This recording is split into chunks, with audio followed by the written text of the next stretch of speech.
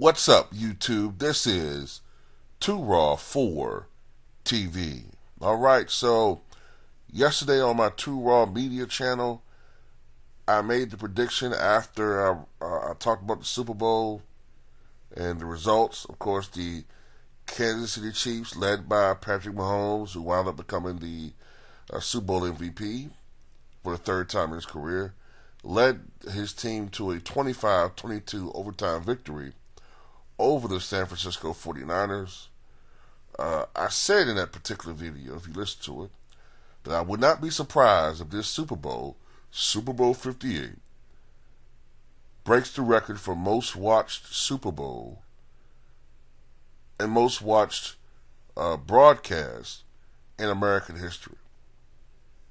That proved to be the case. As the numbers are in, the Nielsen ratings are in, and over 123 million people watched Super Bowl 58, smashing the record previously held by Super Bowl 57, which was just last year, of course, between the Kansas City Chiefs and the Philadelphia Eagles. Last year, about 115.8 million people watched that Super Bowl. This year, 123.4 million people watched the Super Bowl. Why was the numbers up so much? Perhaps a lot of it has to do with the Taylor Swift effect, even though a lot of people don't like it. A lot of it has to do with her fan base, casuals, coming over and watching it. Me personally, even though I have boycotted the Super Bowl and the NFL for the most part for the past 6 to 7 years, one of the reasons why I came back to watching it, other than the fact that I just became disillusioned with boycotting, because it became apparent to me that the NFL players don't care. Colin Kaepernick doesn't care because he's trying to come back to the sport in all ways possible. And another part of the reason why I came back is Tom Brady's gone. I couldn't stand Tom Brady, you know? And it's like, now that the sport is rid of him, and I'm seeing all these Tom Brady fans getting mad all of a sudden because Patrick Mahomes is getting this shine and they don't like it. It's refreshing to me. So yeah, I kind of watching football because even though I'm a Bills fan, I still rep the AFC, and it's fun seeing Patrick Mahomes get all this attention when I know it's killing so many of these fucking Tom Brady fans. They can't stand it. But see, this is what's going to happen.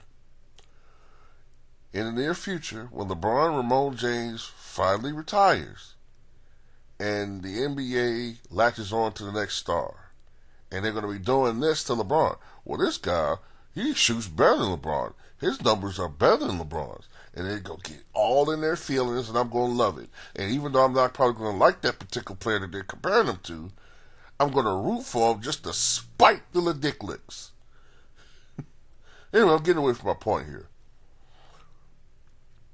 Of the top 30 most watched broadcasts of all time, 29 have been Super Bowls. The only one that was not a Super Bowl was the last episode of MASH, Goodbye, Farewell, and Amen, aired February 28th, 1983, some 41 years ago. 106 million people watched that broadcast. And the big difference is, compared to today's, the United States population was a lot smaller. Today, the United States population is around 336 million. Well, actually, it's probably a lot higher than that when you include illegals, but officially, 336 million people live here.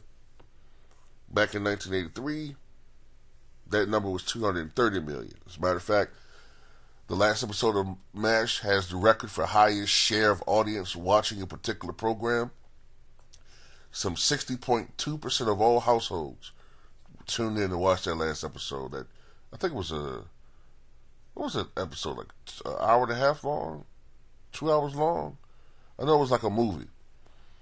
Now, the moon landing doesn't necessarily count as a broadcast, but it's been estimated that 125 to 150 million people watched when Neil Armstrong landed on the moon, whether you believe it was real or not.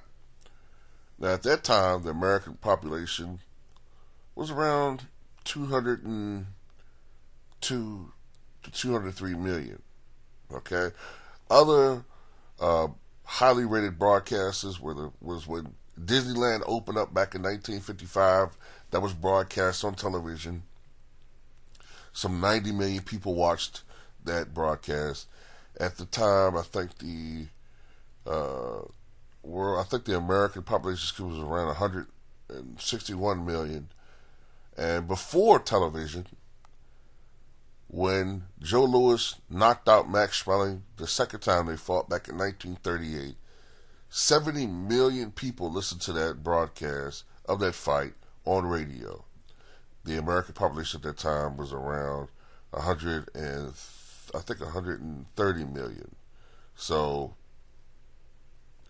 that goes to show you, even though there were fewer choices, I get that back then, that just shows you the vested interest in these different events. So anyway, tell me what you guys think.